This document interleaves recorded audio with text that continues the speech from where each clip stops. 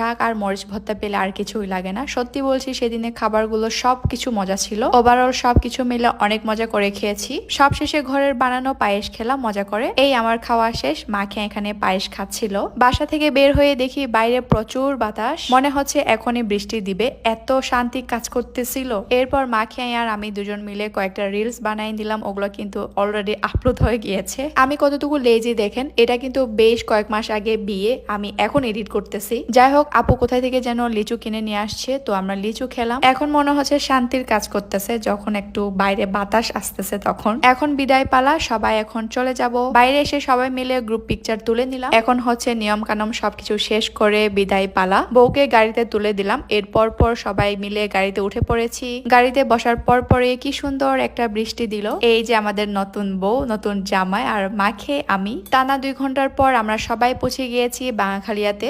এখন জামাই আর